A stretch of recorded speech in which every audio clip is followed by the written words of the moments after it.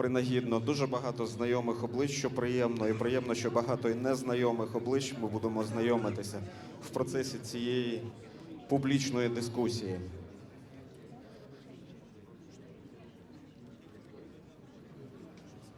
Зараз я вас познайомлю із нашими учасниками. І, так, трошки кілька слів про наш регламент, як ми будемо працювати, тому що програма дуже насичена і треба буде працювати дуже чітко, швидко. А у нас перша частина – це початок публічної дискусії. Ми будемо говорити про те, як поліпшити ситуацію економічну в країні, чому зараз є діалог, як має спілкуватись бізнес, влада, political situation in Ukraine, how government and business must communicate, what responsibility the entrepreneurs must understand, and whether it will eventually translate in economic flourishing. Let us put it another way. If we are able to solve the challenges, our country will be able to make a new round of development. We have really economic discussion today. Please be mindful that I do understand your feeling about the ongoing conflict in the east of Ukraine, but still the fight against corruption and attraction of foreign investments are nonetheless important if the country is to become strong. And I would cordially invite you to focus on economic matters, and our discussion calls democracy that delivers, building effective reform dialogue. This is what I exactly said at the beginning, how to support our development. And this should be a dialogue that will embrace and include everyone, from the president and the prime minister to civic society representatives to business persons and private entrepreneurs who are the vehicle of economic development. I've recently heard that it's really a no small feat for someone doing business here in Ukraine. So we need to transfer it, to demote it to a normal everyday work that will lead to true progression and true flourishing, economic flourishing of the country. And just a couple of words, who we owe this discussion. We have here the National Endowment for Democracy from the University Center on Democracy, Development and the Rule of Law. Your applauses, please. This is one of the lead institutions preparing top-notch economic professionals. We also owe these events to the Center for International Private Enterprise, also from the United States, and the School for Public Management of the Ukrainian Catholic University, with support from the National Endowment for Democracy. And we are here also in the framework of the program. And I will just inform you how we are going to work today. In the first part, we are going to have the beginning of the discussion, and I will moderate this discussion. My name is Dmitro Tuzov. I'm a journalist, but please don't be disappointed. You will have your time for questions. And then the second part will feature the dialogue of our esteemed panelists. If and when making questions, please try to be very specific, very concrete. This is not the time for your presentation. It's your time to really bring the most of the panel that we have here with us. And we are also going to have the third, less formal part, a small drink reception that will take part after the public discussion. And there will be time for us to network, to make contacts, to contribute to the development of an enterprise, private enterprise in our countries. And let me introduce our panelists today. Please welcome Professor of Stanford University, political scientist and publicist, Mr. Francis Fukuyama. Steven Krasner, the Stanford University professor імені Фрімена Сполі. Вітання. from the Center of Political Research after Freeman Spoli. Дмитро Шимків, заступник Dmytro Shimkiv, deputy head of the presidential office of Ukraine. Павло Шеремета, директор Pavlo школи Sheremeta, управління head of Українського the Ukrainian Catholic University's School for Public Management. Анна Дерев'янко, виконавчий Anna директор Derevyanka, the Європейської executive бізнес-асоціації. director of the European Business Association. І В'ячеслав Климов, And співвласник Vyacheslav компанії Klimov, «Нова co-owner of Пошта», Nova Poshta Company, president of Business Association, the Spilka of Ukrainian Union of Ukrainian Entrepreneurs. So, welcome everyone, and I'd like to give the chance of welcoming speech to our esteemed guests who came out to Ukraine, particularly for this meeting. Abdul Wahab Al-Kebsi, Deputy Director of the Center for International Private Enterprise. Please welcome. Я знаю, що ви тут, щоб слухати їх, а не мене. Тому кілька слів буквально скажу. Мене звуть Абдул Вахаб Алкепсі, я заступник директора CIPE. Ми є одним із центральних органів чи інституцій, таких в рамках Національного фонду за демократію. І ми бачимо дуже корисний ефект від зусиль нашої діяльності і діяльності Американської торговельної палати. І це дійсно важливо, бо це сприяє кращому відбору кращих ваших представників для належного врядування. Making sure that the voices of the different constituencies are heard in between these elections. So we make sure our component, the private sector voice, is heard. So we make sure that democracy delivers opportunity for the citizens of a country, so democracy becomes good for them, so we have another selection of representatives. We've been in Ukraine for 20 years. We really doubled down our bets that Ukraine will succeed. I've been here for 4 days. I have loved every minute of it. I have met some of the most interesting people, and the partnership with Stanford University's Center for Democracy, Development and Rule of Law and Ukraine Catholic University has been tremendous. Thank you for this opportunity. I've met 35 or 40 of the most interesting, most brilliant, most hardworking people that give me a lot of hope that Ukraine will succeed. So maybe we should double down again on our bet. Ukraine will succeed. Ukraine will be a beacon for democracy in the region and the rest of the world. I want to thank Eric, the President of Directs Programs from Washington. I want to thank our CIPE team and also the University of the Catholic University's team. It's been tremendous, and we look forward to seeing you again and again. Thank you for the opportunity. Thank you very much. Дякуємо дуже. Абдул Вахаб Алксбі, заступник директора Центру міжнародного приватного підприємництва CIPE. І наступного нашого гостя до вітального слова я запрошую. Це заступник голови дипломатичної місії. And our next speaker is Deputy Chief of the Diplomatic Mission of the United States to Ukraine, Mr. George Kent. Please welcome. Is it better to speak in English or try to speak in Ukrainian? Краще англійською чи українською? Okay. Добрий вечір. Okay. Мене звати Джордж Кент. Я з Good evening. My name is George Kent. I am Deputy Chief of the Diplomatic Mission of the United States to Ukraine. I'd like to thank the Stanford University. Хотів би подякувати CIPE і Стенфордському університету за цей такий семінар, ту зустріч. Ми, я є теж представником влади, ну просто американського уряду і бізнесу, повинен спілкуватися разом щодо майбутнього. І я думаю, що всі тут, ми всі хочемо, що Україна стала успішною країною. Іноді це розмова, спілкування не зовсім так, як повинно бути між владою і суспільством.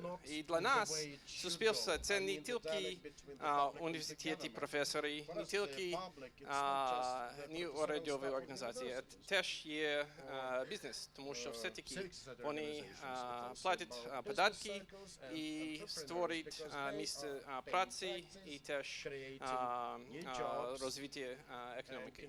Тобто у нас є дуже багато зустрічей. Я тільки що був у American Chamber of Commerce сьогодні. Є European Business Association, US-Ukraine Business Council. І це спілкування, розмова між представниками влади і бізнесом є дуже важливо. Я думаю, що ми всі хотіли, щоб бізнеси, і українці бізнеси, і іноземні бізнеси були успішні тут, щоб умови були так, щоб вони вкладали їхні гроші, створили місця роботи, і щоб економіки просто було розвиття країни. І я думаю, що дуже багато з вас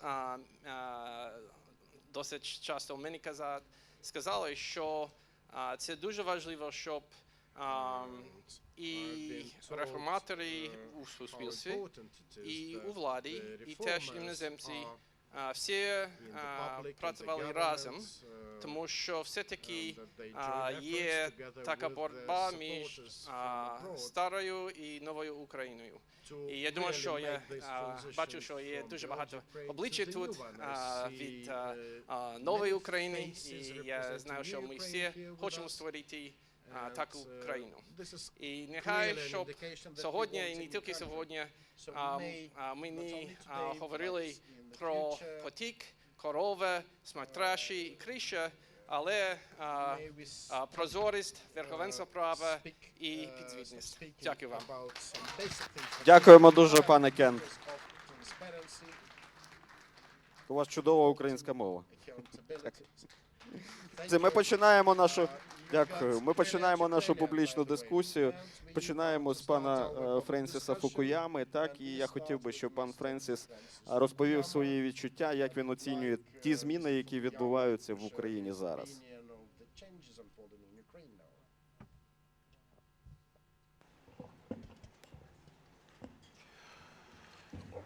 So I think you can't talk about the changes without talking about не можна the говорити way про that зміни, Ukraine started out не when говорячи the Soviet про Union те, fell як apart. Of почалася course, Україна, коли Ukraine was розвалився responsible for СРСР. the Soviet Union falling. І, безумовно, Україна теж відповідає за розвал СРСР. Played a critical role. І в цьому початку вона критично важливу роль відігравала. Основна проблема, як на мене, в країні There was a полягала political and economic power. This was not true just of Ukraine, but was true of Russia and most of the successor states to the former Soviet Union, that because there was not a modern, impartial state at the beginning of this process, the whole privatization process led to the creation of the dissolution of the old Soviet state into a very corrupt form of private property, in which economic power allowed people to gain political power, and political power allowed people to amass fortunes. And this led to a situation that is basically predatory, meaning that people went into politics not to serve any kind of broad public interest, not because they were dedicated to nation or patriotism or had some, vision for democracy or the future of the country, but because they wanted to get rich.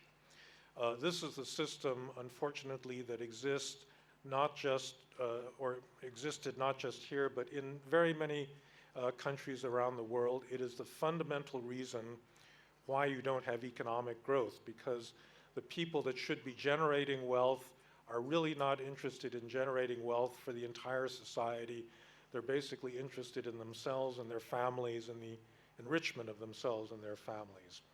And so unless you can break this nexus between economic power and political power, you're not going to have either economic growth in a big way or political development of genuine participation, spread of democracy, an entrenching of the rule of law, and the like. Now, the big question that, of course, everybody asks is, how does any country get out of this kind of situation where both wealth and political power are held by the same relatively small elite? And that is, I think, the central challenge here in Ukraine. I think the way that it happens is through social mobilization and social change, because it's a fundamentally political issue, this union of money and power, and unless you develop alternative sources of power, you're not going to break that cycle. Now, to me, I actually spent a lot of time as a graduate student and in my early career studying the Soviet Union and then Russia. One of the things that we all wondered about in the early days after 1991 was whether any of these societies could generate a spontaneous civil society, a grassroots movement in which ordinary people would try to take power, in their own hands. And I must say, I hoped to see this in Russia, but I didn't think it was going to happen in Ukraine. And honestly, the first 10 years of Ukraine's existence, it didn't look like a very promising society where this sort of spontaneous development would happen. But I think it turned out that it was a complete surprise that civil society disappeared in Russia, but all of a sudden, with the Orange Revolution, everybody realized that it existed in this society, that ordinary people could get out in the streets, they could protest, they could seek to organize themselves in a way that would, try to push some of these older forces out of the way. And it came as a surprise to me, and I think to a lot of observers. I suspect it came as a surprise to many Ukrainians as well. The problem at that point was that powerless people in civil society suddenly got to the point where they could make changes, but they didn't know how to translate that people power into actual governing power. And so the Orange Revolution fell apart. It fell apart because it didn't deal seriously with the problem of corruption. The people that were in the streets didn't go into the government. They didn't actually provide the manpower to create a different kind of government that broke that relationship between money and power. And as a result, Mr. Yanukovych came back, and that revolution essentially failed. And at this point, once again, I think I and other people were disappointed, but then, this miracle in Ukraine keeps happening where ordinary people, especially young people, just don't want to accept that kind of a future for themselves. And so you had Maidan, you had the Revolution of Dignity, and so here you are again with another opportunity. So this is, I think, the only way that this country is going to go forward. It's going to go forward as a result of a very inspiring upsurge of political participation on the part of young, especially, I don't want to, I'm pretty old myself, and I don't want to denigrate older people, but frankly, the energy for this is going to come from a new generation that did not grow up under the Soviet system, that have different ideas and values. That's why I'm here personally in Ukraine, because I've met a lot of people. I like working with them. I think that they've got to take the responsibility to move both into the private sector so that you have a modern private sector, not a private sector that's dominated by oligarchs, but a private sector that is genuinely competitive, where anyone can start a business, where anyone can compete on fair terms. And they've got to enter into the government to give you a government that is not corrupt, in which public service is an ideal that is taken seriously by people, and not government service as a means to get my family a nice, apartment in Paris or in Berlin or something where I can go and stash all of my ill-gotten wealth. So that, I think, is the real issue. It's a political struggle fundamentally.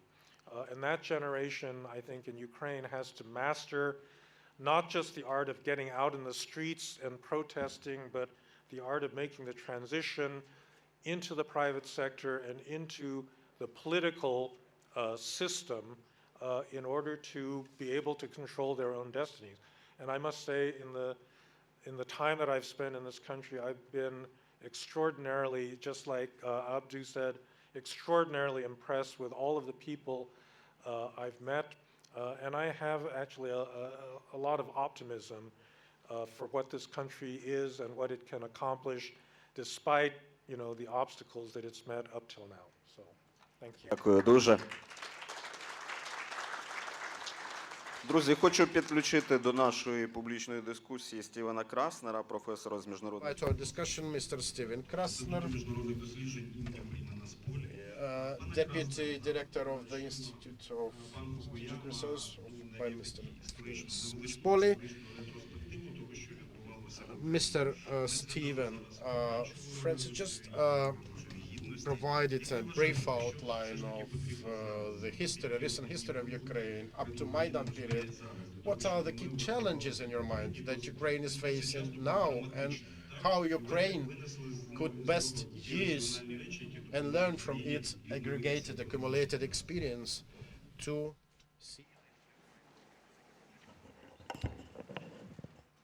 So I think there are, well, let me start off with an empirical statement that I think is accurate, which is that if we look at the whole scope of human history across time and space, there have been very few political societies in the world that have actually become modern, consolidated democracies that are wealthy. A few places in Western Europe, in North America, and East Asia, and then maybe for a century or two, but not longer than that.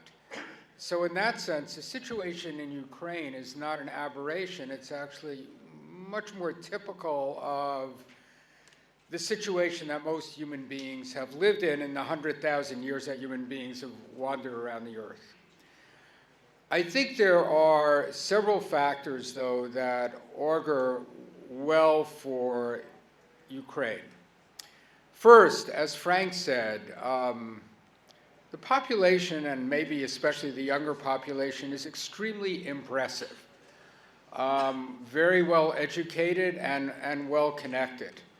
So that's not something that exists in all parts of the world, and it's certainly something that's a plus for Ukraine, not a guarantee, but a plus.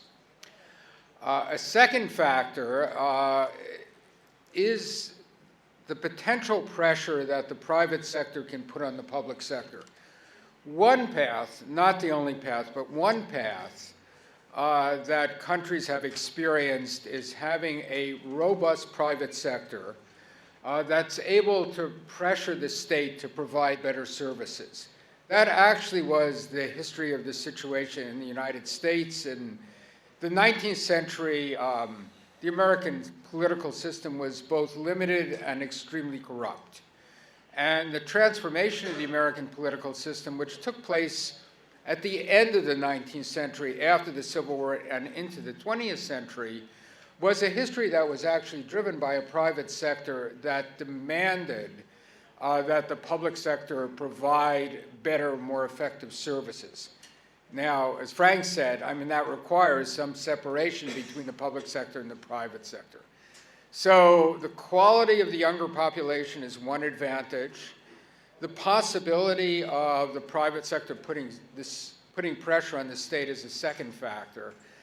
A third factor, and it's not structural, is just dumb luck. There is not a guarantee of success. At the end of the 16th century, the Spanish Armada showed up off the coast of England. The weather was very bad. A lot of the Spanish Armada ships ended up sinking because of bad weather, and the others, the British, the English had pretty effective tactic, and they burned some of the rest.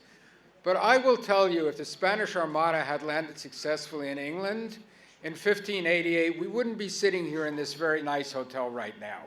The world would have looked very different. That's not a structural factor, so you need the right things in place, you need the right people. I think it's certainly an advantage having a private sector which is dynamic and robust, pressuring the state, but there's also just dumb luck and good weather. Пане Краснере. Дача, щастя раптове і добра погода. Thank you for this analogy with this Spanish fleet. It's really of relevance for these conditions. I'd like to now give the floor to Mr. Pavlo Sheremetsa.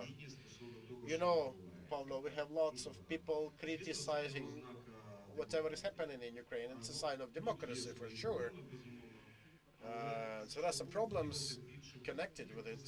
But on the other hand, we'd really like to see more successful cases, more success stories, if you want. So what is your vision of the situation after the two revolutions? Have Ukraine made any conclusions after that?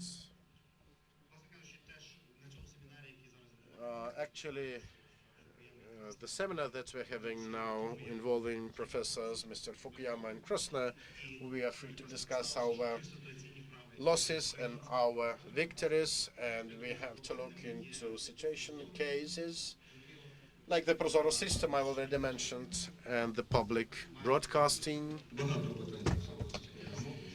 Actually, there are lots of questions to the public broadcasting.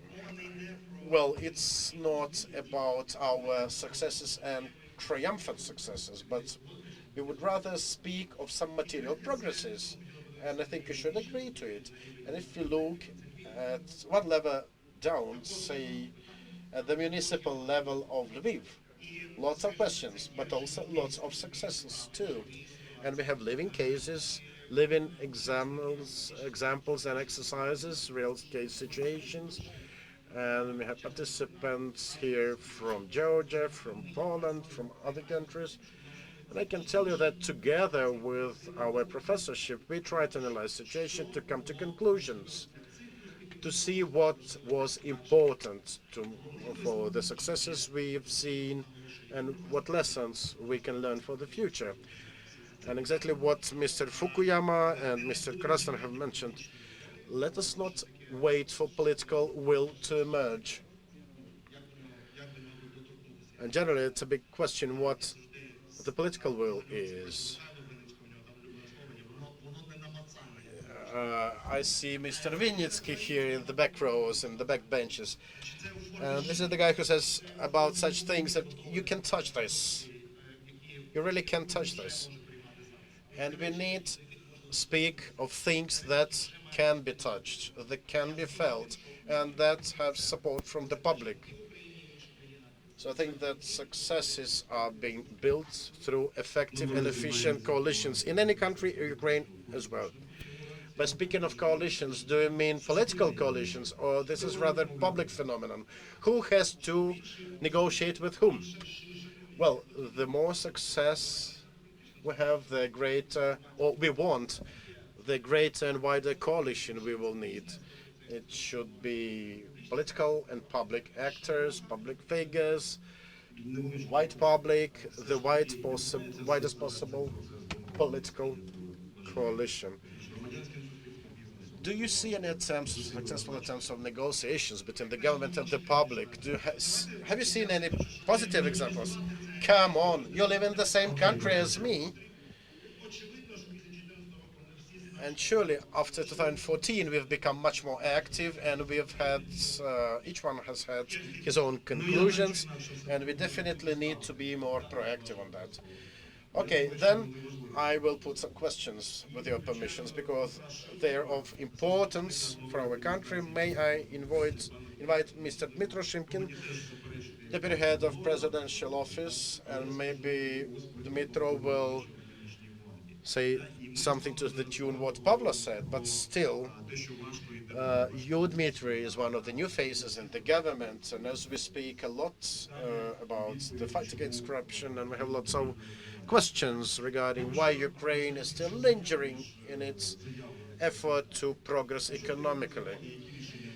So what are the handicaps? What are the obstacles? What decisions the country needs? First of all, I'd like to thank the Ukrainian Catholic University for this seminar. I had a chance to be a student of the two professors, and for the couple of past days, I had a chance to see new faces, learning. Let me reflect on a couple of things first, in terms of the structure of knowledge that Mr. Professors, actually Fukuyama and Krasner, deliver. Well, we are successful invariably whenever and where we have widest possible coalition. We need a huge coalition of the public, the civic society, and private enterprise for this purpose. And we had a debate with Mr. Krasner about the dumb luck. You know, there is a concept of garbage cans or garbage can approach, within which we speak and say of political figures, political actors doing something within their own streams. And we have another stream related to handicaps or problems, and the third stream related to solutions. According to the approach, any interconnections are by chance, and only a window of opportunity that may arise gives any chance of transformation. So we may wait for some stochastic processes to unfold to have the stars meet in correct position. But, you know, it is also the question of a clear understanding of problems and seeing correct ways of resolving these problems. And it's about one's possibility and capacity to create windows of opportunity. And the experience of Ukraine, the recent one, shows that it can be done. Another my reflection here concerns the fight against corruption. One of the cases reviewed at this seminar is the Indonesian case. And I can tell you that we look rather okay on the background, on the backdrop. Well, it was my initial idea, the first glance. Looking in the case, we can see police forces arresting civic society activists, anti-corruption bureau professionals. I think we are better off. We have more than 240 cases reviewed at the NABU. We have cases in courts. We have 10 cases already decided upon by courts in corruption cases. We have progress with declarations to be published by important officials. So I would say that we are better off compared with the Indonesian case. Well, Indonesia has been hid in this room. But on the other hand, they're close to Singapore, and the Singapore is much better off than we are. So we still have some examples to follow. Okay, if we take Singapore, it's also an interesting story to tell. If we evaluate the history of Singapore, you know, the best-known marketing strategy about the arrest of friends, it took place 27 years after, and we don't have 27 years for that. Well, we will be able to speak about many matters like this, electronic declarations included. I think each participant, each panelist has his or her chance to say what's of importance for him or her. And now I'd like to give the floor to Anna Deriganka, Deputy Chair of EBA. Anna, you've been working with businesses, also international businesses, members of your association, and what they complain about. What are their most concerns? And just please be specific, because we really don't have 27 years, as Mr. Shimkin mentioned. Okay, first of all, I'd like to thank you for this possibility to take part in this discussion concerning what businesses complain of. Well, the business-making conditions are far from those they may find in other countries, and I'd like to mention it to Mr. Shimkin that Probably we need not to compare ourselves with Indonesia, but we should rather take some better cases worldwide. Of importance are surely issues of the fight against corruption in Ukraine, and sadly, these issues are not really decided upon the way people would like to. Other things include efficient dialogue between the business and the public, the business and the government. You also mentioned some key problems that business persons are facing. On top of corruption, I think the core problem is the lack of efficient and strong public administration. This is by far the biggest problem that leads to the lack and gaps in the rule of law. Again, it supports corruption, and from here one may see the country as really a structure incapable of properly delivering governmental functions and public services. Corruption, yes, it is a handicap. It provides obstacles for business circles, it distorts competition, and it erodes the laws that should be really complied with. And it really prevents many domestic and foreign potential investors from investing in these countries. On the other hand, I would say that the public, the society, must be demanding yet capable of acting itself. The public must be more closely engaged in what's happening in the countries. The people need not to tolerate corruption. If we look at other problems, it is about further efforts of deshadowization of businesses, elimination of black and shadow economy. But for that purpose, businesses must understand the benefits of working clean. And to make sure of this, they need to understand that the playing field will be even and the rules will be obeyed by everyone. Definitely we need to have more freedom for law-abiding business persons, particularly because many of them still have to seek sideways. So yes, we do have progress, but in the eyes of business person, it's slow, it stands slow.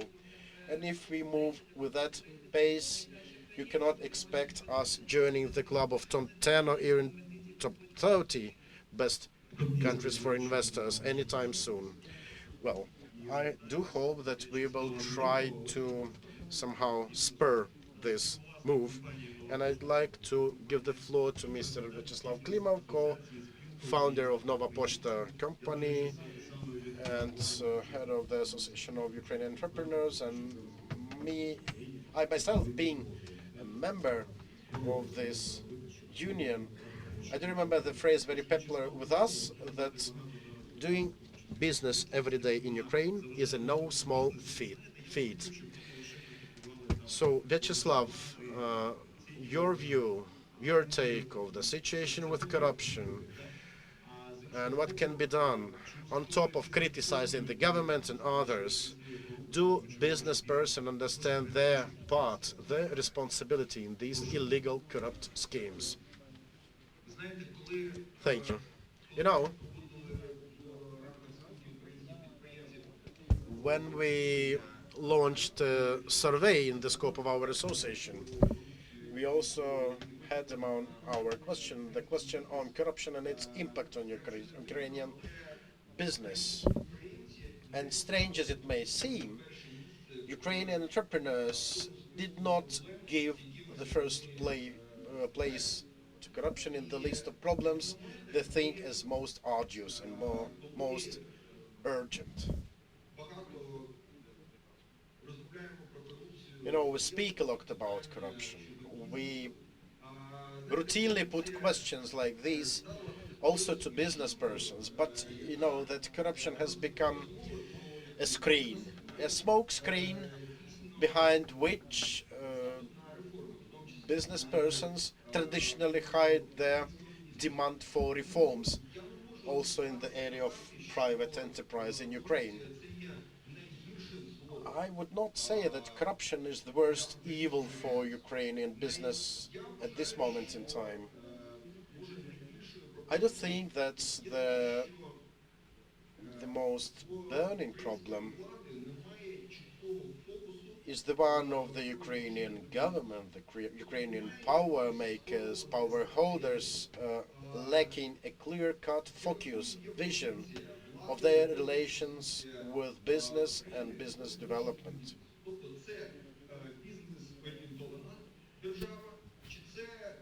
In other words, the government is still not clear whether we are business-oriented as the state or we are still strongly entrenched in socialist ideas. And it is my deep conviction that this focus, this focal understanding of ways of Ukrainian business development is the keynote problem for the Ukrainian government and for the country in general.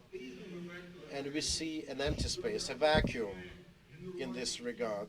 And the vacuum tends to be filled by all sorts of strange and funny ideas. You can see bureaucrats coming up with bunches of ideas without any clear-cut vision of development, of progress. But nevertheless, these stochastically scattered ideas nevertheless ultimately shape this path for Ukrainian business development, and this path is definitely not the one that Ukrainian businessmen would like to have. Because of that, we have our current rating in the Doing Business Index, and really we see little progress in moving along this rating. And surely we may not expect any successes soon if we are to continue working that way. We will never be able to move into the club of top 30 world economies anytime soon. That is to say that the government, the state, needs to come up with a clear-cut vision of its relations with the business and business development in Ukraine, because Ukraine must become a business-oriented country where everyone can easily open a company and grow a company. And this is the only sure shot road to success. Thank you, Vyacheslav. Actually, you really puzzled me a bit when you said that there is no focus in the government towards business persons, given that our president is, or at least has been until recently, one of the top business persons. So this really calls for a wider dialogue on this. And dear friends, let us not forget that we have two prominent professors with us, and let us use and peruse their experience and their knowledge. Maybe Mr. Fukuyama could summarize something from what he's already heard. And Mr. Klimov recently mentioned that we definitely lack a proper dialogue, and we need to design a new system of coordinates for Ukraine's development, a new rule of the game.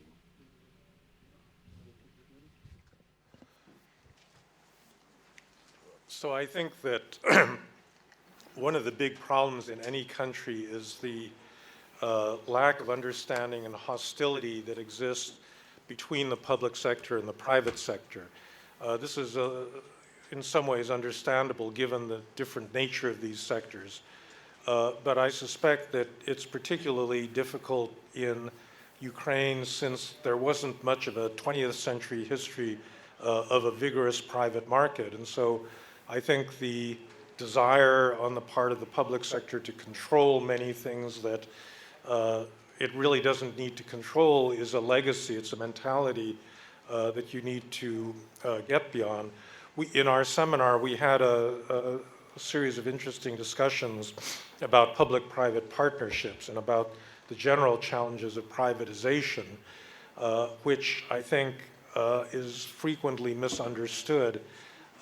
There's nothing wrong with certain forms of privatization if what you're moving into the private sector are things that are better done by the private sector. But there's always a lack of understanding that the process of privatization had to be conducted by an honest government. And that was really one of the things that didn't exist either here or in Russia or in many other places in the 1990s, that the government still creates the framework under which private enterprises can operate, but it's only a framework, and that if it expects to be able to control and micromanage and also pick winners and losers in the private sector, then it's not truly a private sector.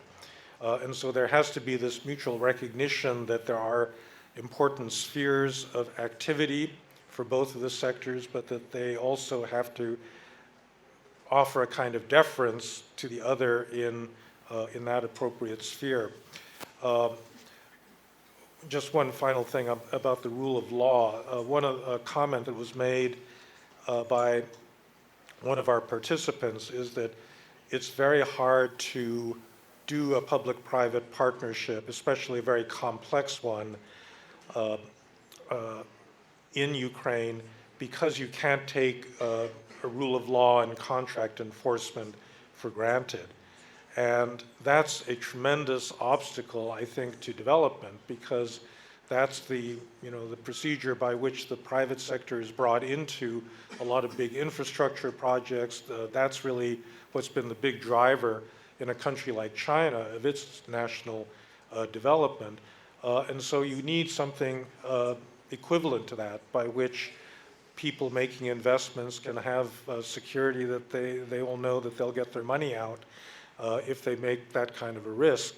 And that's why that institutional foundation, I think, is really critical. Дякую дуже. Так. І професор Стівен Краснер, будь ласка. The one thing I would add, since you can see there's a kind of natural symbiotic relationship between business and the state, which is actually unfortunate. The state wants to control business because it doesn't want economic developments which could upset political power. And business wants support from the state because the businessmen that are being successful at a particular point in time want their position protected. So that's a relationship that needs to be broken. So the question is, how can you do that? At least one lesson, and Frank alluded to this, which the Asian states that have been successful have engaged in, is to make sure that when the state did support business, they insisted that business be internationally competitive. And in situations in which the state has protected business within countries, it's been extremely inefficient. So in that sense, if you look at some of the East Asian countries, and really South Korea is the most dramatic example here. So South Korean per capita income in the 1950s was equivalent to the per capita income in West Africa. If you look at South Korea now, or Seoul, per capita income in South Korea is in the mid-20,000s. This country is extremely dynamic, and the success has really occurred because while the state in South Korea has certainly supported the business community, the chaebol, they have insisted they be internationally competitive. So Samsung has clearly gotten itself into a huge amount of trouble because its smartphones are burning up spontaneously. But the fact that the revelation of that was a revelation that would never have occurred had you not had a business community which saw itself as being internationally competitive, and not a business community that was trying to hide behind walls of state protection. Пане професоре, а на що саме міг би вплинути бізнес в Україні? Тому що ви розповіли, що приватний сектор загалом впливає дуже активно на публічний. Так? От якщо говорити про Україну, що мог би зробити приватний сектор зараз?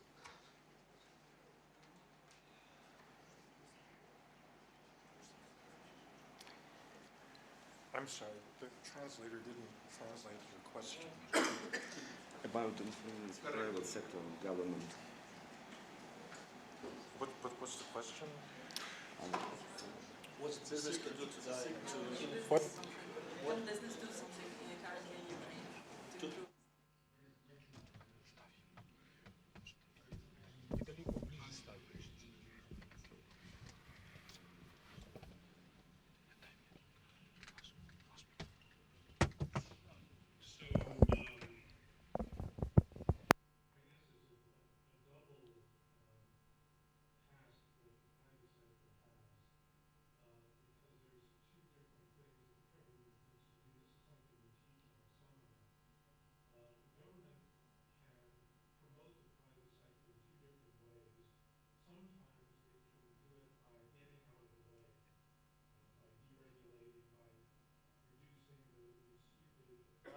Через зменшення кількості дурних бюрократичних вимог, які люблять плодити уряди.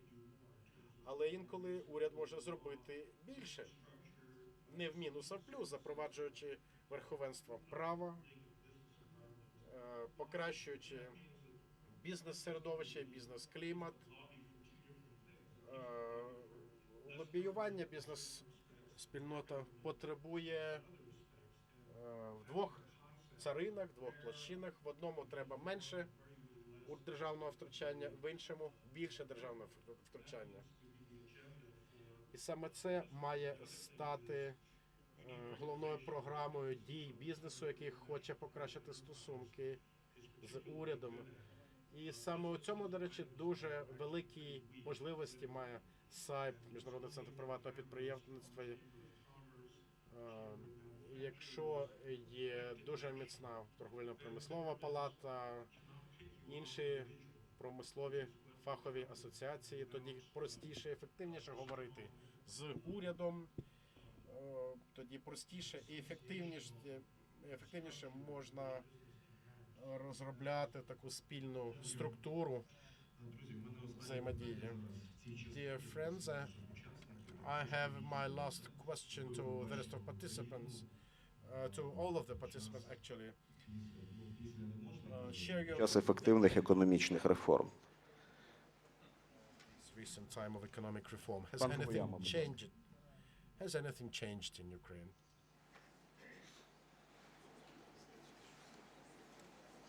Дмитро Шимків, так? Знаєте, я знаю, що більшість аудиторії прийшла задати питання панам професорам, тому я думаю, що на ці питання ми зможемо відповісти там в кулуарах тощо, а найголовніше зараз, я думаю, що We have many questions that we can reply to after the meeting, but now it's time to focus on what Mr. Fukuyama can tell us. Okay, we have the first question. I think it was about electronic declarations.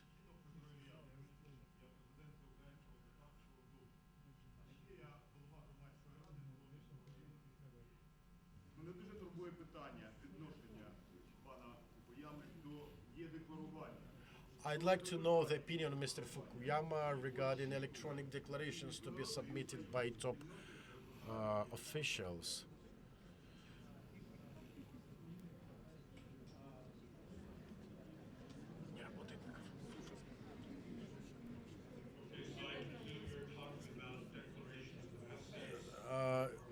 Наскільки я розумію, йдеться про Transparency in government is completely necessary.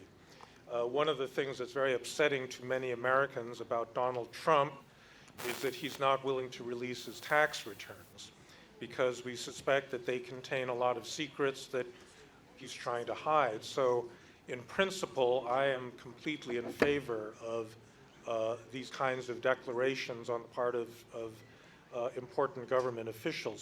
However, in Russia, you know, they actually have this kind of a law where public servants and politicians have to make these declarations. They make their declarations of wealth that goes well beyond what any public official could reasonably earn without corruption, and despite that, nothing happens to them. You know, they declare all these assets and nothing happens to them. So the declaration by itself is not enough. The declaration is not enough. You need an accountability mechanism by which somebody that is abusing power through corruption can actually be brought to justice. So the declaration is actually only the starting point for really getting at the problem of corruption. Thank you. Next question, please. Будь ласка, наступне. Ivor Sobromavich is former Minister of the Economy of Ukraine. I have a question to one of the two professors. We always speak about some sort of a economic or overall development model for Ukraine, but it is always very disappointing to hear from Ukrainians mainly that Ukraine has its own specifics, we cannot follow any models, which for me normally means that we are again choosing a muddle-through model instead of a breakthrough model. But I don't think we have enough time for, again, a muddle-through because, you know, all the geopolitical problems come out of the failures as well. So my question to you, who has studied so much of transition economies, Ukraine including, is there any specific model that Ukraine should adopt for a complete transformation of the country? And second, what leadership style, you know, in this difficult situation, Ukrainian leaders should possess in order to achieve success? Thank you. Well, I'm afraid I'm going to give you an answer that you won't be very satisfied with. If you look, I've just been reading this book called The Black Swan, where the argument is that there are events in history which are small probability and extremely consequential. So I would say the following: if we took ourselves back, let's say 105 years, any place in Europe, who would have predicted World War I, the Bolshevik Revolution, the rise of Nazi Germany, the collapse of the Soviet Union? They were all unpredictable events, not events that were somehow foreordained, structurally foreordained. So I don't want to say that you should necessarily just satisfy yourself with muddling through, but I do think you need to put in place a set of conditions which allow Ukraine, to seize opportunities when they arise. But the opportunities themselves, I think, are unpredictable. I must say, for me, one of the things that has really stayed with me from our seminar, Dimitri, I hope I'm not misquoting you, was we did have a discussion of Prozoro, which seemed to me like a really interesting development, taking advantage of modern technology. And people were, I thought, astonishingly critical. The Ukrainians in the room, and I think, Dimitri, if I'm not misrepresenting what you said, can we actually embrace success? I mean, we've had some real successes. We should celebrate those as opposed to being so critical. But on the other hand, I think this habit of being critical, or maybe instinct of being critical, is something that can be very advantageous. But I wouldn't say it's a question of just muddling through. I think you have to put in place a set of circumstances which allow a country to seize opportunities when the opportunities arise. But I think the opportunities themselves are very unpredictable. That's the black swan problem. So I think that if you want to, you have to scale your policies to the capacity of your state. In East Asia, Japan, South Korea, Taiwan, China, engaged in an economic development policy that was extremely activist. They used industrial policy. They picked winners. They made big government investments. But they could do that because they had a public sector that was very capable, that could make these decisions without, I mean, there was corruption in East Asia, but the officials in charge of this were really focused on development. An example of this in China, under the township and village enterprise system, they forced local governments to plow 70% of earnings back into their own businesses in order to achieve national development. There are many countries in which the same official would not force the business to plow 70% back into the business, but would just take it for themselves. And I'm afraid that, Ukraine is not one of these very high capacity countries, like South Korea, like Japan or China, where you can really trust the government to play that kind of an activist role. So I don't think that there's going to be that sort of transformative role for the state itself. I think in that kind of circumstance, you really have to allow growth to arise spontaneously out of the private sector by simply setting the framework for private entrepreneurs to create wealth, because, I think that's just the reality here. Дякуємо дуже. Питання з цього флангу. Представтесь, будь ласка.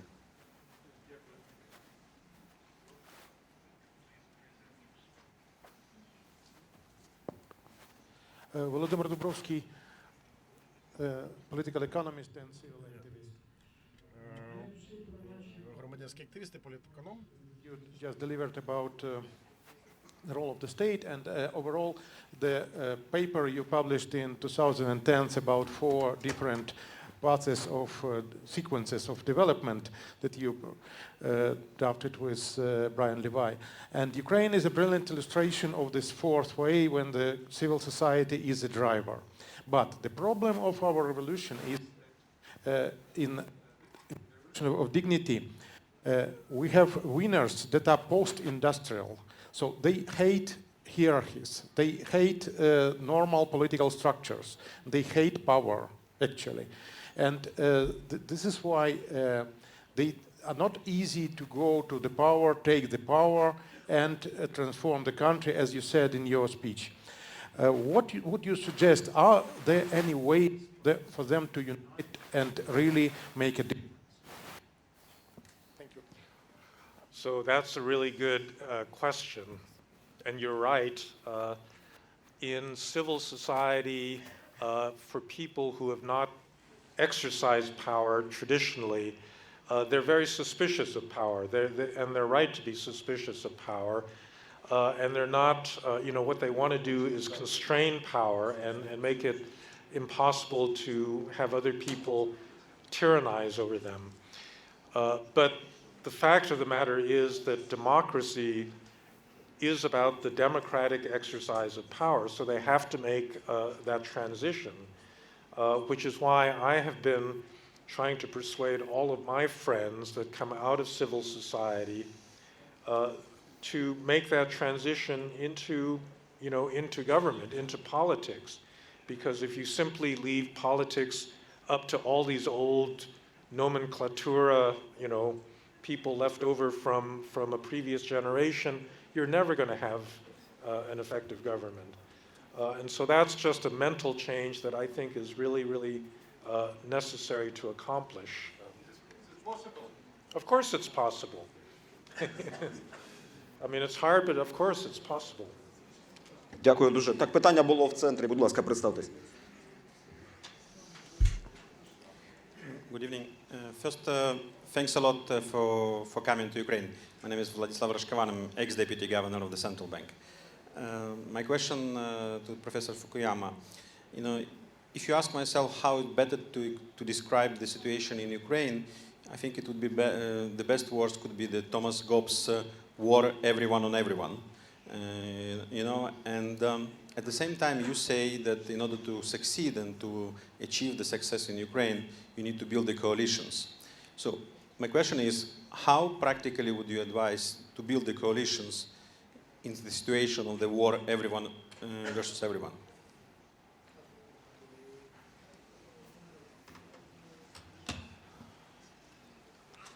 I guess the only answer that I can, so I can't give you a specific blueprint or formula for which parties and which particular interest groups you need to pull together, because I just don't know Ukraine well enough. I would say that based on a historical analogy to the way that the United States developed in the 19th century that Steve Krasner referred to, you can predict what kinds of social groups should be in this coalition. You have a modernizing sector of the business community. Not all businessmen are oligarchs or simply trying to protect their positions. You have entrepreneurs. We have some on this panel. We have a number in the room. They don't have an interest in this old system. They wanted something new. They would like to have a government that is free of corruption, that will provide services. You have a younger middle class that's been growing up that similarly wants to have opportunities. They want to be able to participate in that system. And so there's, different elements of activists and interest groups and so forth that would make up a coalition even if they don't trust each other. And so that's what the job of a successful political entrepreneur is, to figure out, to communicate with people, to lay out an agenda that looks like it's achievable, to inspire people, and then to pull that coalition together.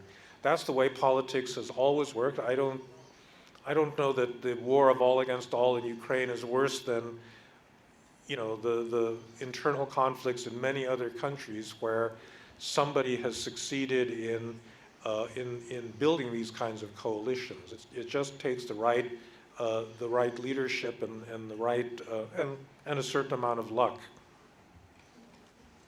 Колеги, я думаю, буде справедливо Стівена Крайснера запросити до нашої розмови, правда? Так? Тобто у нас ще є професор, і я думаю, що наступне питання, будь ласка.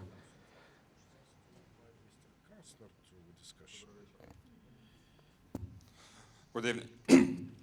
Volodymyr Vakhitov, Kyiv School of Economics. I think my question goes to both professors. Most solutions to Ukrainian problems are quite complicated because they involve lots of stakeholders, they involve lots of vested interests, lots of interest conflicting.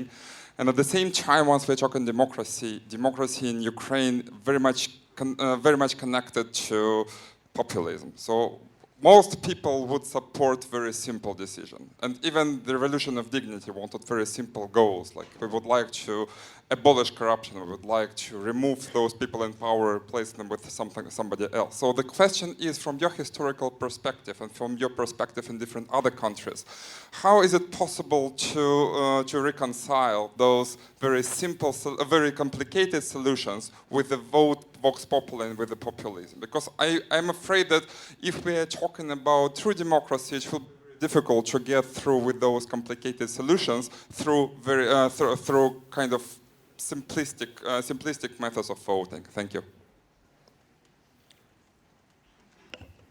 Well, I don't think the problem in Ukraine is in any way unique or unusual. One of the things that I've spent a little time in government, the skills of a politician involve being able to deliver messages, potentially complicated messages, in an elevator conversation, that is, in a conversation that takes 20 seconds or less. I think there really is no other alternative, because politicians in a democratic society only have a limited amount of time in which they can possibly deliver their messages to the population as a whole. The population as a whole has to be able to connect a message to something that they already understand.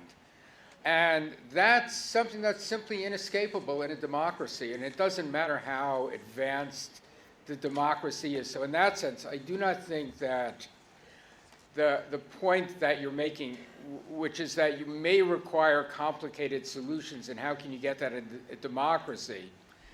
What a skilled politician has to do is deliver complicated solutions in a language and in a time frame that's accessible to the electorate. Inescapable. Дуже дякуємо. I would also add to that, people in democracies, they're not rational, I mean, you're not going to persuade them by giving them a lot of statistics and very complex answers. They respond to emotional appeals. But you can make a good emotional appeal for good policies, and that's the skill, I think, of a very successful political entrepreneur, is to speak simply, to use a language that, that's why Hillary Clinton lost the election.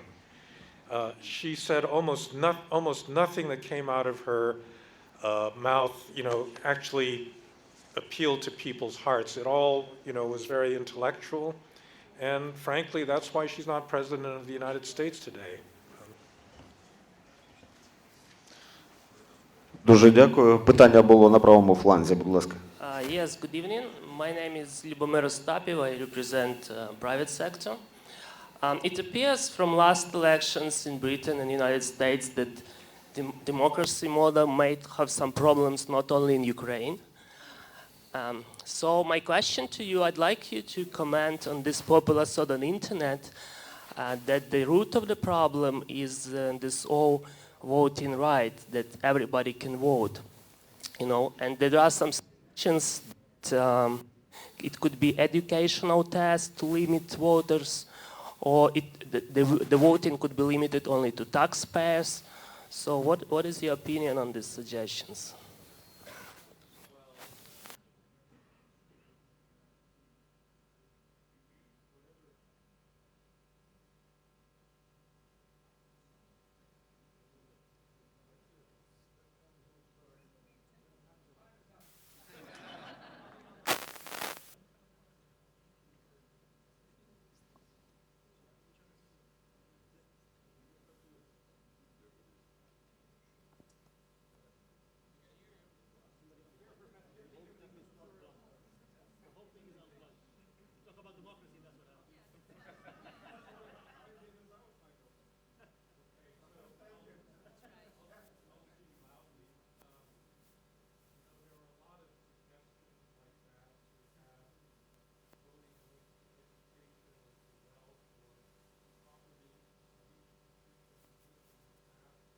It's just absurd.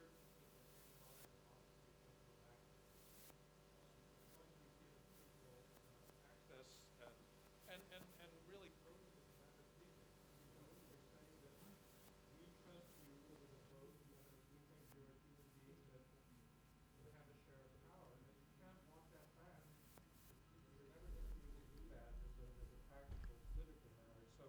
I would say whatever theoretical merits that has, put that idea out of your head because it'll never happen.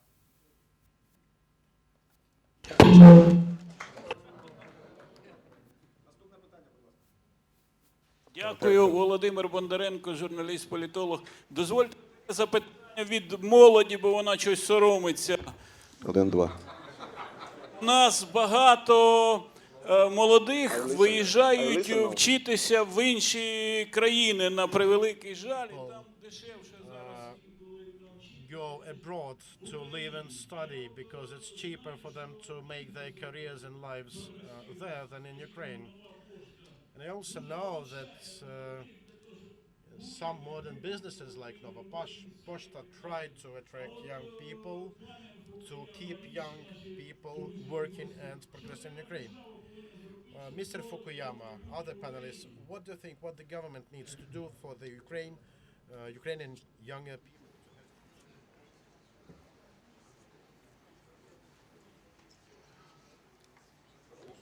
Well, I don't think that it's any different from what the government needs to do to accomplish any of its goals. I mean, you have to have economic growth. You have to have jobs. You have to have opportunity. It's not as if young people are a separate category for whom this is true. This is, generally an objective that the Ukrainian government needs to make.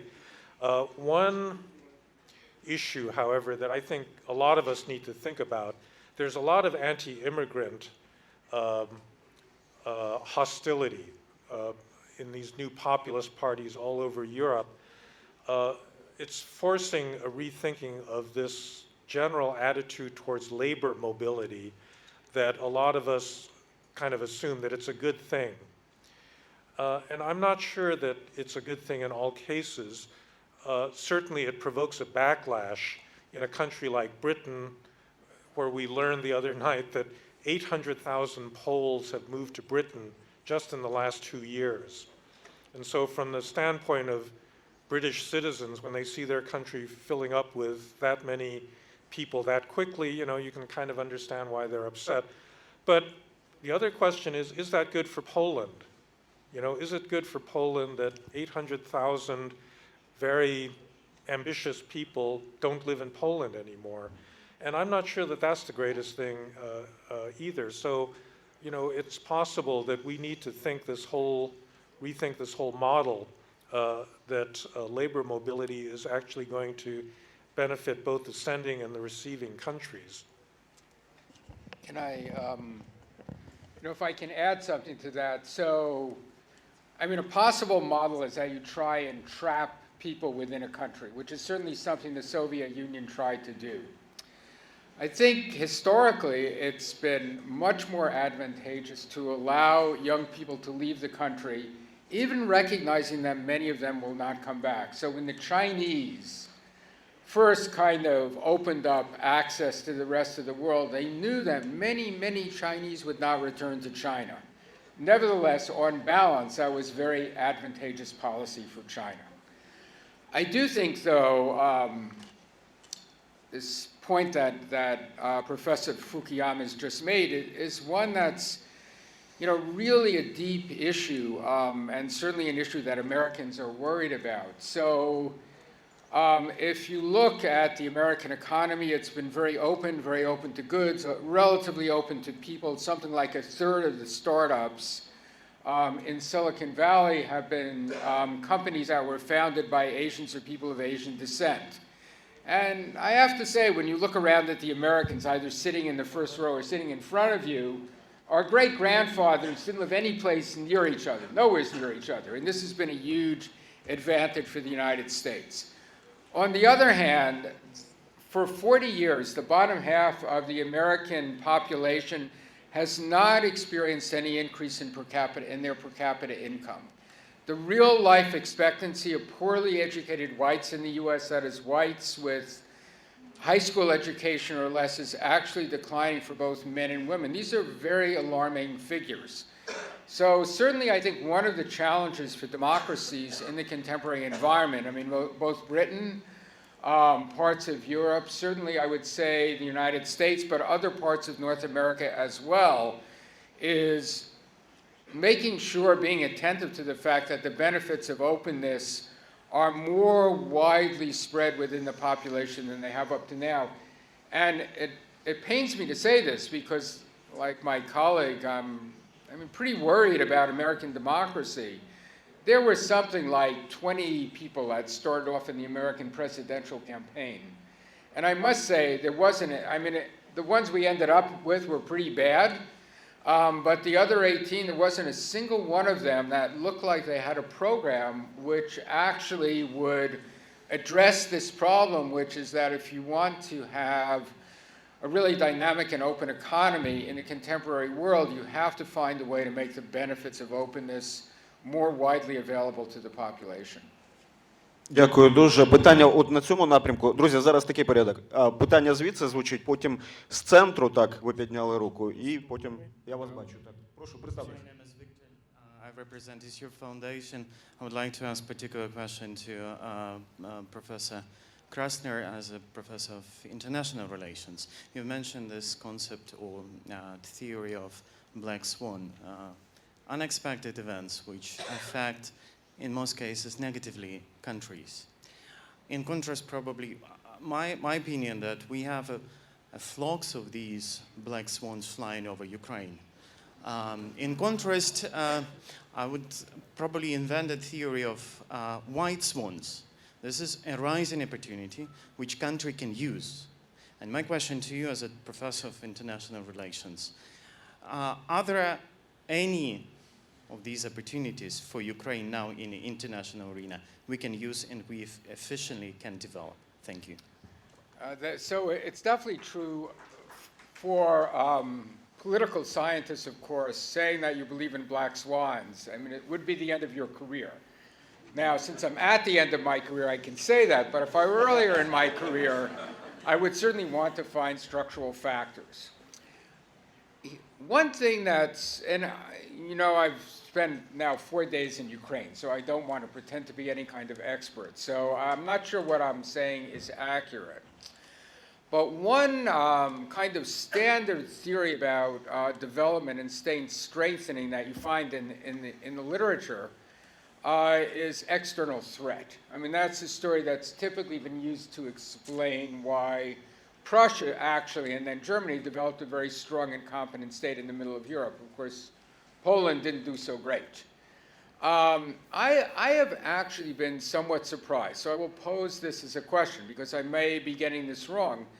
I've been surprised that people, it doesn't appear to me that Russia, which is really a serious threat in the East, and really, I mean, to Ukraine's sovereign integrity, I'm surprised that that hasn't been more salient, at least in the discussions I've had, listened to over the last four days. That an external threat actually has been a mechanism that states have used in the past to develop more effective state capacity. Now, as I said, I may have gotten this totally wrong. But if not, it's kind of curious to me that Russia doesn't appear to be more salient. I mean, in Kiev, I mean, being in Kiev and Lviv, I mean, you just have no idea that the country is actually engaged in an armed conflict. In a not trivial number of people died, I mean, just in the time that we've been here. Дякую дуже. Колеги, так як і домовлялись, питання з центру зали звучить, потім у вас є мікрофон. We'll go to the sides.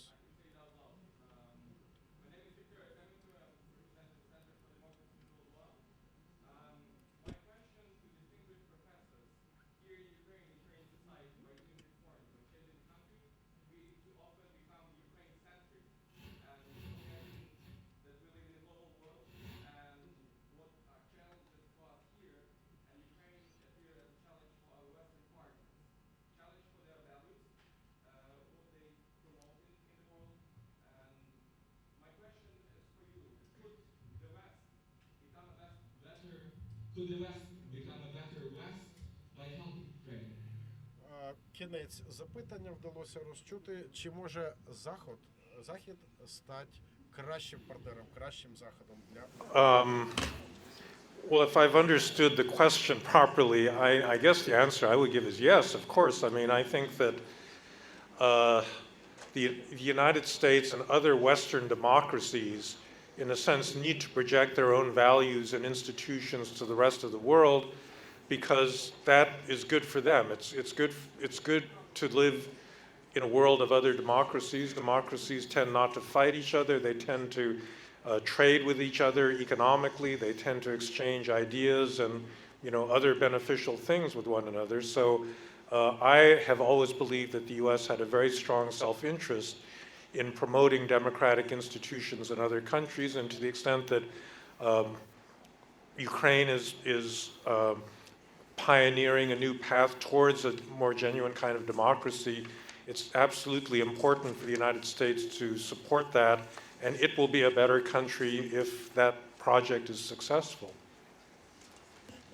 Yeah, I mean, the only thing that I would add is that I think it's definitely right. It's in American interest to support the development of democratic regimes around the world. But while the United States has an extremely diverse population, it's also an incredibly naive country. It's had this singular experience. It has a sense of national identity which is defined by values and not by genetics or birth. It's unique. And the uniqueness is something that Americans have often failed to recognize. So there have been instances where the United States has been very successful in promoting its values. I mean, Japan and Germany are the easy examples after the Second World War. And there have been situations where the United States has failed abysmally. Basically, I would say almost every place the United States has intervened since 1950. So in that sense, I think Europe might be a better model than America. I mean, the European experience is more diverse. The countries of Europe have followed very different paths. And it might be that, I don't think that there's an external model out there that Ukraine could seize upon or that should be imposed on Ukraine. But the diversity of Europe might actually offer something which the United States has not historically been very good at. Дякуємо дуже. Колеги, я хочу з вами порадитись. Наш час зараз завершується. Ми можемо трошки його ще далі використати. Я сподіваюся.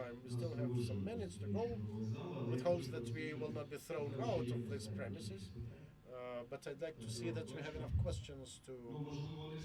Well, maybe we won't be able to take all of the questions, but we are approaching the end of our meeting, and we have a question from the right side.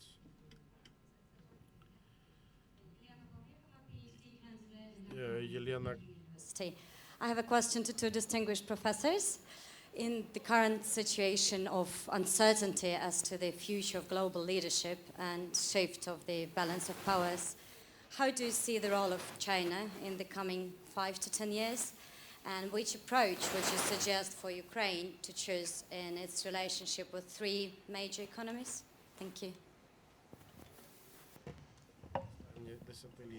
I think в Україні у цьому процесі я думаю, що на тривалу перспективу Китай є єдиним найбільшим таким найбільшою небезпекою для міжнародної системи через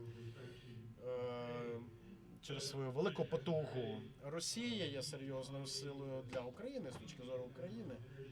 Але її економіка, з іншого боку, абсолютно залежить від слабких інституцій і є енергозалежною. Я думаю, що китайці в цьому розумінні розумніші, бо вони мають свої амбіції, але на відміну від пана Путіна, вони не роблять свою справу так, щоб це спровокувало серйозну надмірну реакцію. І тому ми бачимо спроби обережно залучати їх до системи міжнародної співпраці, але одночасно обережно спротиву також маємо прояви. І я думаю, що початкові сподівання, що більшим багатством не матимуть, то більш демократичними, більш демократизованими вони стануть, що це не справдилося. Навпаки, ми бачимо, що диктаторські моменти посилюються. Ми бачимо, як політичний простір в Україні змінюється, як демократичні умови і свободи змінюються. Тобто треба буде дивитися на те, що буде далі. Є кілька шляхів, яким може йти Китай. Не можна сказати впевненістю, який саме шлях обере країна, але один варіант – це коли країна розпадеться на окремі шматки через економічні невідповідності територіальні. Ви знаєте про велику кількість політичних демонстрацій, незадоволення. Тобто країна може розвалитися. Це один варіант. І інший, другий можливий варіант – це путь модернізації. Тобто країна буде багатшою, буде більше середнього класу з'являтися, і буде більше тиску щодо демократизації, і поступово країна може перетворитися на демократичну державу. Це буде досить таки стандартний, такий демократичний політичний шлях. Але третій, досить безпрецедентний такий варіант – це Китай, який лишатиметься автократичним режимом.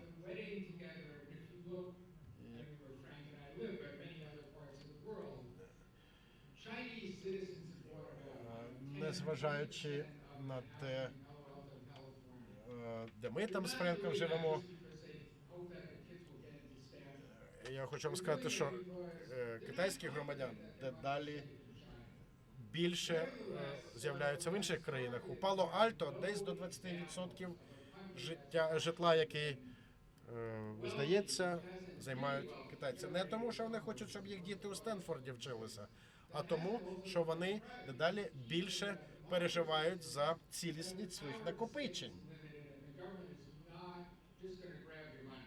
Вони знають, що в умовах демократії влада уряду обмежена, що уряд не забере гроші. А якщо говорити про Китай, якщо він буде зберігатися автократичним, то що більше багатства матиме людина, то найгірший сценарій в неї може статися. Thank you. We have a question from the first row.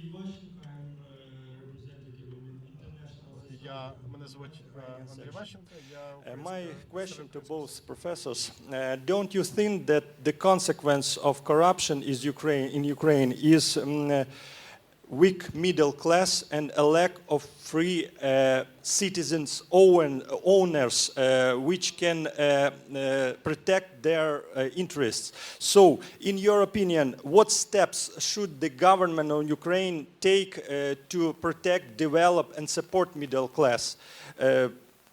Thank you.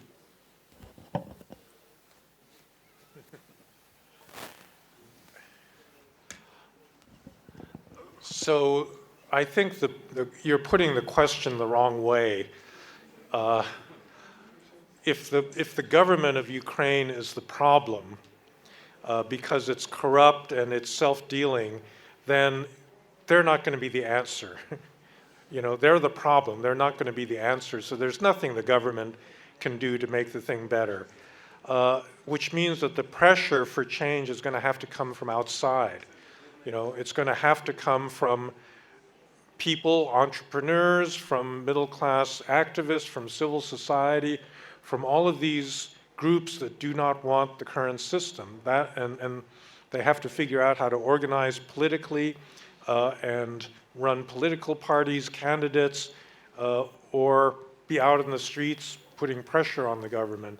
That ultimately is the political struggle that has to take place. So I guess that's the main point, is it's not something a government can decide to do.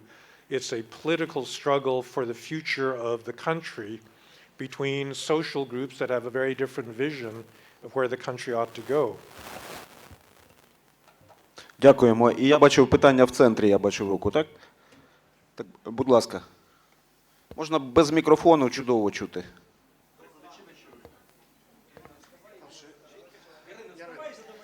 Давайте в першому ряду, будь ласка. Так.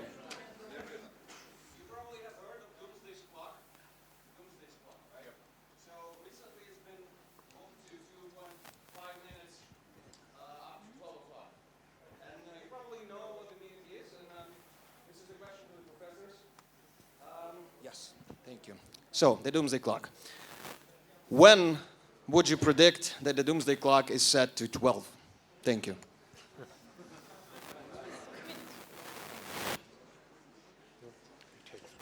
Well, first of all, I've always thought the doomsday clock was a kind of analytically stupid concept.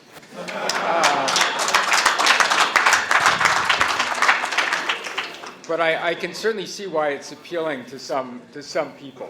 I think we have to say two things. You know, if we look, we're living in a period where in the history of the modern state system over the last 400 or 500 years, we've had the longest period in which there has not been a war among major powers. There are a number of different explanations for that, but the most obvious explanation is the presence of nuclear weapons. That is, everybody recognizes that if there actually was a nuclear exchange among major powers, it would be catastrophic, both for the countries involved and for their neighbors. That isn't to say that we ought to be totally optimistic about nuclear war never taking place. It is to say that I do think it's highly unlikely. I mean, the anxiety, of course, is that one of the major nuclear powers would stumble into it. I mean, something that I think is more likely in the United States now than it was 6 months ago, unfortunately. Дякую дуже. Колеги, у мене пропозиція. Зараз звучить два питання, принаймні, от які я бачу в руки. Так? Будь ласка, ви представтесь. Перший ряд. Я не помилився? Ні, не перший ряд, третій ряд. Зараз третій ряд, потім перший ряд. Так, прошу. Дякую. Ярина Ключковська, Better Regulation Delivery Office. We're talking about democracy that delivers. Well, most recently in your home country, it delivered Donald Trump as a president, which is basically the result of the polarization of society. And it's not just the states, it's everywhere, including Ukraine. Societies have never been as polarized as now. And the media environment make it easier for people to stay within their own bubble, so to speak. So that leads to the erosion of trust. We used to be talking about the erosion of trust. Now the most recent research calls it the implosion of trust. So my question is, once we are out of trust, basically as a currency that enables the society to exist as a whole and sort of build coalitions and find dialogue among various groups, can the democratic institutions sustain that? Can they exist without trust? Do we still have a chance to recoup that and sort of regain the faith in the traditional institutions? And does Ukraine, as an emergent country, still have a chance to build those institutions that enable the democracy without trust in the society? Thank you. Question to both professors, please. Thank you. Well, first of all, the lack of trust is only partly a matter of institutions. It's also just in the society. So if you have a society that's very diverse and in which some people think very differently about the role of government or their racial or ethnic divides or things like that, then institutions can only shape people's choices and the nature of government to a certain extent. In the United States, I think that the basic problem is an underlying social division. The United States is a very diverse country. Rural Mississippi or Arkansas is just completely different from San Francisco. And given that diversity, it shouldn't be surprising that people have really divergent views on the way the US should be governed, what the right role of government is, policies, Obamacare, all of these things. And if that's the problem, the institutions can try to contain it, but they can't fix the problem. There's no institutional setup in a highly divided society that's really going to lead to automatic consensus. And at that point, you have to wait for the society to change, either through some external shock, a war, revolution, financial crisis, or the society could evolve. In the United States, for example, and in Europe as well, the more protectionist forces tend to be older, come from less dynamic parts of the economy, so forth. So over time, there's some hope that you'll get a demographic shift that will reduce the degree of polarization. But there's no good institutional solution when the problem is rooted in the society itself. Дякую дуже. Шановні колеги, давайте домовлятися. Зараз звучить останнє питання, так як ми домовились, тому що час ми вже перебрали суттєво. Так, тому я сподіваюся, що ми багато тем зачепили. І зараз ставимо останнє питання, а потім у нас буде вже неофіційна частина спілкування. My name is Polivotsky Alexander. I am lawyer, law firm Sofia, but my question for both honored professors. I start my question from that I read Mr. Fukuyama, Dr. Fukuyama. The name of the article was provocative. America failed state. And I know that you are reading a lot about obey of political systems. And I know that you are not happy with elections of US. So my question to both and to Dr. Krasner, who says that the conception of sovereignty of states are changing in the current world. What do you predict? What do you know probably about future? What is the future of Trump's election and his father? And what is the future of Europe from point of view of Americans from Stanford? Thank you. You answer that. All right, well, so it's clearly, if you're thinking about both Europe and the US, it's extremely challenging. And I think that challenge, and it really refers to one of the earlier questions, is that the respectable center in both North America and in Western Europe moved to a position of endorsing globalization, technological change, and openness in a kind of untrammeled way. And what we've seen and here is where you see a communality in Trump's election and Brexit, in Marie Le Pen, and the increase in ARD in Germany, is a situation in which the kind of unbridled assumption that democratic states could easily accept and tolerate unconstrained openness of ideas, of people, of goods, I mean, may be problematic. And I think a huge challenge now is to think about whether if we think that there are limits to the degree of openness, how would we talk about those limits? I don't know what the answer is. Can we define a set of philosophical foundations for liberal societies which still work, or do we have to find some other set of foundations? I don't think that, I mean, if you're thinking about Europe in particular, I actually don't think that Brexit will repeat itself.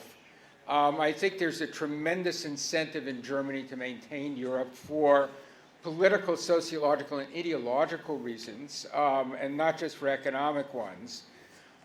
On the other hand, I think Europe will have to rethink the degree in which the kind of openness which Europe has promoted in an untrammeled way.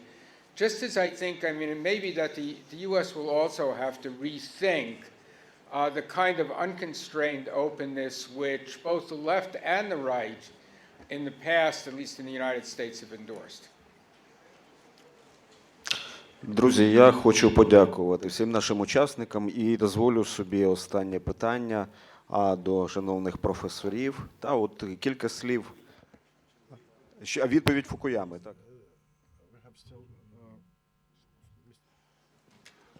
Well, first of all, that article, America, the Failed State, I did not write the title. It was the editor of Prospect magazine. It's the editor of Prospect magazine that wrote it. I would never have given that title to the article. But I basically agree with Professor Krasner that underlying this rise of populism, you have this economic phenomenon, this reaction to globalization. I think on top of that, you have identity issues, which are extremely important and which actually may even have been more important than the economic motivations for many voters. People really don't like immigration, or they don't like the cultural challenges that are posed by a very rapid change in the number of foreigners living in their country. And so I think that's also part of what's driven this reaction. And there's going to have to be policy adjustments. I'm not going to predict the future. I really don't know. It's going to depend on whether the elites make the adjustment. It's going to depend on the skill of individual leaders mobilizing different constituencies. So I just think it's safer to say we've got a big problem and just hope for the best. Дякуємо дуже. Дякуємо нашим учасникам. Ми сподіваємось, що подібні дискусії будуть тривати частіше. Програма Стенфордського університету Академія лідерства для розвитку буде тривати, і ми будемо зустрічатися і з панами професорами, і з представниками української влади, бізнесових кіл, громадянського суспільства для того, щоб активніше рухатись далі. Шановні колеги, дякую за вашу участь, за ваші активні питання. І зараз запрошую від імені організації вас на фуршет, де ми зможемо продовжити спілкування, будемо знайомитися і обговорювати відповідно економічні концепції. Дякую дуже за вашу увагу. Дякую нашим учасникам. Спасибі.